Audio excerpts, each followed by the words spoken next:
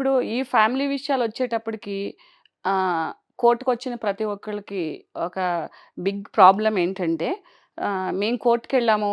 మాకెన్ని రోజుల్లో అయిపోవాలి, ఎన్ని రోజుల్లో అవుతుంది, యాజ్ ఎర్లీ పాజిబుల్.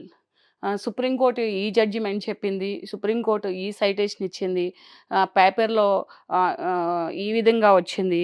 అంటే 1 మంత్, 2 మంత్స్‌లో అయిపోతాయని చెప్పేసేసి, మళ్ళీ పేపర్‌లో, టీవీలో, యూట్యూబ్‌లో సో, ఇలా వచ్చింది అని చెప్పేసేసి చాలామందేంటంటే అడ్వకేట్ దగ్గరికొచ్చిన తర్వాత ఎన్ని మంత్స్ పడుతుంది అంటారు. అంటే చాలా ఈజీగా ఎన్ని మంత్స్ పడుతుంది అని అంటారు. ఈజీగా పడడానికి దిస్ ఈజ్ నాట్ అంటే మనం అడిగిందల్లా కోర్ట్ ఎప్పుడు ఇచ్చేది. కోర్ట్ ఏంటంటే 2 వైపుల విచారణ చేసి మాత్రమే ఇస్తుంది. సో దట్ మీరు ఎక్స్‌పెక్ట్ చేసి 1 మంత్‌లో ఇచ్చేయమంది సుప్రీం కోర్టు అనంటే కొంతమంది జడ్జెస్ ఏం చేస్తారంటే కావాలని డేట్స్ కూడా ఇస్తుంటారు. అంటే వీళ్ళిద్దరూ కలిసి ఉంటారేమని చెప్పి. అది డైవర్స్‌లో అంటే మ్యూచువల్ కన్సెంట్ డైవర్స్‌లో. 6 నెలలు పీరియడ్ పెట్టిన తర్వాత 1 ఇయర్, 1 ½ ఇయర్ చేసే కోర్ట్స్ కూడా ఉన్నాయి. అంటే డిఫరెంట్ సర్కమ్‌స్టాన్స్‌లో మీరు అది తీసుకురాలేదు, ఇది తీసుకురాలేదు, లేకపోతే మళ్ళీ మీరు కౌన్సెలింగ్‌కి వెళ్ళండి, మళ్ళీ ఒకసారి మీడియేషన్ చేయండి అని అంటారు. ఎందుకంటే ఇండియా వచ్చేసేసి ఫ్యామిలీ సిస్టమ్ ఫాలో అవుతున్న కంట్రీ కాబట్టి, మన ఇండియాలో చాలా కస్టమ్సు, ట్రెడిషన్స్, తర్వాత ఇలాగా బాండింగు, రిలేషన్ రెస్పెక్ట్స్ ఇవన్నీ ఉంటాయి కాబట్టి, సొసైటీ ప్రెస్టేజ్ వాళ్ళు పట్టించుకుంటున్నారు, వీళ్ళు పట్టించుకుంటున్నారు అవన్నీ ఉంటాయి కాబట్టి, ఇవేంటంటే కోర్టు కూడా హిందూ మ్యారేజ్ చట్టం ప్రకారంగా అంటే ఆ సాంప్రదాయాలు అవన్నీ ఆలోచిస్తుంది కాబట్టి, అలా ఇవ్వడానికి కోర్ట్‌కి రైట్ ఉందనమాట. చాలామంది ఏమంటారంటే, మేము అడిగిన వెంటనే ఇవ్వకుండా ఎందుకు డ్రాగ్ చేస్తారు? ఎందుకు కోర్టుల నుంచి మాకు ఇంతింత టైం పడుతుందని అడ్వకేట్‌ని తిట్టుకొని, అడ్వకేట్ చేయట్లేదని చెప్పేసి చేంజ్ చేసే క్లయింట్స్ కూడా చాలామందున్నారు. కానీ ఏ అడ్వకేట్ అయినా సరే ఇన్ టైమ్ చేసి ఇచ్చేస్తే ఆ రిపిటిషన్ అనేది వాళ్ళు సాటిస్ఫై అయితే వేరే క్లయింట్స్ వస్తారు, రిఫరెన్స్ వస్తాయని మేము ఆలోచిస్తా ఉంటాం. సో, అది క్లయింట్స్ పట్టించుకోకుండా వాళ్ళకి వాళ్ళు ఎక్స్‌పెక్ట్ చేసిన టైంలో వాళ్ళకి కావాల్సిన విధంగా కాకపోతే కనుక ఇలా చేయడం జరుగుతుంది. కానీ ప్రతి ఒక్కళ్ళు తెలుసుకోవాల్సిందంటే అసలు కోర్ట్ ప్రొసీడింగ్స్ ఏంటి? ప్రొసీజర్ ఎలా ఉంటుంది? అంటే మీరు ఒక అడ్వకేట్‌ని అప్రోచ్ అయిన తర్వాత కోర్టుకి మధ్య జరిగే ఆ పని అంతా ఎన్ని పార్ట్స్‌గా ఉంటుంది? ఎంత టైం తీసుకుంటుంది? దానికి కావాల్సిన ప్రొసీజర్‌ని కంపల్సరీగా ఫాలో అవ్వకపోతే మీ కేస్ అక్కడ నంబరే కాదని మీకు తెలీదనమాట. ఎందుకంటే ఇవాళ కేస్ ఇచ్చేసేసి రేపు నోటీస్ ఎళ్ళిపోతుందా అంటారు. అది ల్యాక్ ఆఫ్ నాలెడ్జా? లేకపోతే వాళ్ళకుండే హర్రేనెస్సా? లేకపోతే వాళ్ళకుండే టెన్షన్సా అనేది అని పెడితే కోర్ట్‌కి ఏది గూడా మన హెల్త్‌తో గానీ, మన మనీతో గానీ, అంటే సంపాదనతో గానీ, లేకపోతే హెల్త్ ఇష్యూస్ గానీ, లేకపోతే మీ ఫ్యామిలీ సర్కమ్‌స్టాన్సెస్ అంటే మదర్‌కి బాలేదు, ఫాదర్‌కి బాలేదు, సిస్టర్ పెళ్ళికుంది, లేకపోతే జాబ్ చేంజ్ అవ్వాలి. ఇది దేనితోని గూడా కోర్ట్‌కి సంబంధం ఉండదు. కోర్ట్ ఏంటంటే కోర్ట్ రూల్ ప్రకారంగా వాళ్ళకున్న ప్రొసీజర్ ప్రకారంగా, వాళ్ళకున్న లాస్ ప్రకారంగా కోర్ట్ ఫాలో చేయవలసిన అవసరం ఉంటది. సో, మీరేంటంటే అడ్వకేట్ డిలే చేస్తున్నారు, లేకపోతే జడ్జెస్ వాంటెడ్‌లీ డిలే చేస్తున్నారు అనేసేసి ఎందుకంటే ఎవరికుండే బర్డెన్ వాళ్ళకుంటుంది గాబట్టి ఎవరు వాంటెడ్‌లీ ఏమి చెయ్యరు. సో, ఇంకోటేంటంటే ఈ ఇయరు నవంబర్, డిసెంబర్‌లో మీరు కోర్ట్‌కొస్తారు. ఒక 2, 3 మంత్స్ అయిపోయిన తర్వాత మేము లాస్ట్ ఇయర్ కేస్ ఇచ్చాము. కేస్ ఇంకా ఎందుకు కంప్లీట్ కాలేదు అని అడుగుతారు. సో, అంటే మీ ముందు 22 ఉంటుంది, 21 ఉంటుంది, 20 ఉంటుంది. ఆ కేసులన్నీ కంప్లీట్ అయినాయా లేదా? ఎప్పుడు మీరు సీరియల్‌లోకొస్తారు? ఒక డొమెస్టిక్ వైలెన్స్ కేస్ వేస్తే ఎంత టైం తీసుకుంటుంది కోర్టు? 6 మంత్స్ అంటారు. ఏ కేసు 6 మంత్స్‌లో డిస్పోజల్ అయింది ఎక్కడ కనిపించదు. ఎందుకంటే బికాజ్ ఆ 6 మంత్స్ అని టైం పెడతారు గానీ, దాని ముందు చాలా ఉంటాయి. సఖీ సెంటర్‌కి వేయాలి, సఖీ సెంటర్‌కి పంపించాలి, లేకపోతే కోర్ట్‌లో ఏస్తే మళ్ళీ అక్కడి నుంచి డీఏఆర్ రిపోర్ట్ రావాలి, మళ్ళీ కన్సిడరేషన్ ఉంటుంది. ఇలా ప్రాసెస్ ఉంటుంది. 6 మంత్స్‌లో ఏది కంప్లీట్ కాలేదు.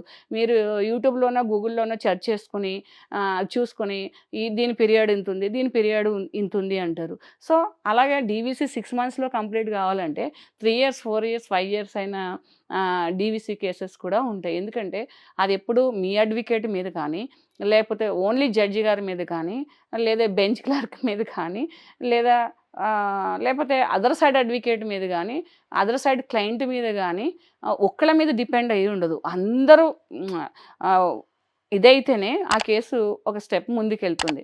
సో, క్లయింట్ వచ్చి అడ్వకేట్ గారు రాకపోయినా, లేతే అడ్వకేట్ గారు, క్లయింటు, మీరిచ్చిన అడ్వకేటు, లేతే మీరు వెళ్ళిన బెంచ్ క్లర్క్ ఉన్నా, లేపోతే అక్కడ జడ్జి గారున్నా ఒకసారి పవర్ ఉండదు. పవర్ ఉన్నా స్టెనో రాకపోవచ్చు. స్టెనో వచ్చినా లేకపోతే ఏదో ఒక అంతరాయం అనేది జరుగుతూ ఉంటుంది. సో, ఇలాంటి రీజన్స్ అన్నీ పెట్టి మీరు ఎక్స్‌పెక్ట్ చేసిన డేట్‌కెప్పుడు గూడా కోర్ట్ కేసులు అవ్వవు. బికాజ్ ఇంకొకటేంటంటే దానికి కొంత పీరియడ్ ఉంటుంది. ఆ పీరియడ్‌లోనే ఐడెంటిఫై మ్యాటర్ అని, లిస్టెడ్ మ్యాటర్ అని గూడా కావాలి మ్యాటర్ ఏసినప్పుడు. ఒకవేళ మా క్లయింట్ అర్జెన్సీ ఉందని చెప్పేసేసి మీరు ప్రెజర్ చేస్తున్నారని జెప్పి మీ క్లయింట్ ఎవిడెన్స్ పెట్టేసేసి ముందుకు తీసుకెళ్లాలన్నా కోర్ట్ వాళ్ళు కొన్ని సందర్భాల్లో యాక్సెప్ట్ చేయకపోవచ్చు.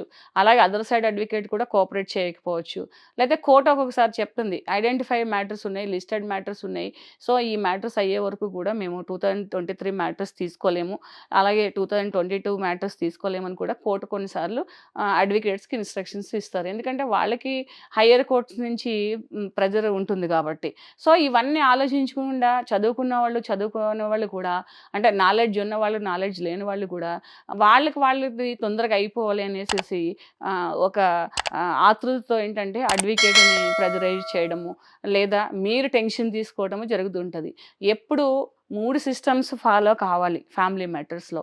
ఎట్లా అంటే as as your limits as early possible అయిపోవాలని అనుకుంటే గనక మీరు పెద్ద మనుషుల సాక్ష్యంలో ఫ్యామిలీ మెంబర్స్ ఎల్డర్స్ మధ్యన సెటిల్ చేసుకొని కోర్ట్‌కొస్తే ఏదైనా కూడా చాలా తొందరగా అయిపోవడానికి అంటే ఇతను 6, 7 మంత్స్‌లో కంప్లీట్ అయిపోవడానికి ఛాన్సెస్ ఉంటాయన్నమాట. అది ఎవరైనా ఫస్ట్ ప్రయారిటీ వచ్చేసేసి కోర్ట్‌కెళ్తే ఏదో మనకి ఇన్ని లక్షలొస్తాయి, కోర్ట్‌కెళ్తే మనకి జడ్జిమెంట్ వచ్చేస్తుంది అంటే మనం ఎక్స్‌పెక్ట్ చేసిన విధంగా ఎప్పుడూ రాదు.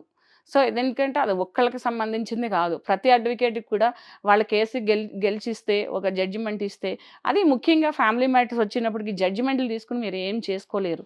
ఫస్ట్ ప్రాసెస్ ఏంటంటే ఎల్డర్ సెటిల్‌మెంట్ చేసుకోండి. ఎల్డర్ సెటిల్‌మెంట్ చేసుకొని అప్పుడు కోర్ట్‌కి రండి. పిల్లల విషయంలో గానీ, డబ్బుల విషయంలో గానీ, లేకపోతే ఆస్తుల విషయంలో కానీ, లేదంటే డివోర్స్ విషయంలో గానీ మీరు కోర్ట్‌కొచ్చి ఇలా సెటిల్ చేసుకున్నామంటే కోర్ట్ డెఫినిట్‌గా అది చేస్తుంది.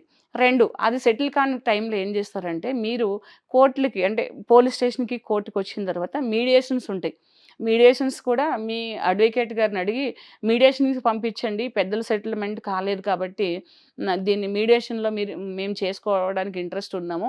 ఒకవేళ ఏదైనా పాసిబిలిటీస్ ఉంటే మీడియేషన్‌లో పంపిస్తారేమో ఆ మీడియేషన్ సెటిల్ అవ్వడానికి ఛాన్సెస్ ఉంటది కాబట్టి జడ్జి గారిని అడిగి కూడా మీరు మీడియేషన్‌కి రిఫర్ చేసుకోవచ్చు.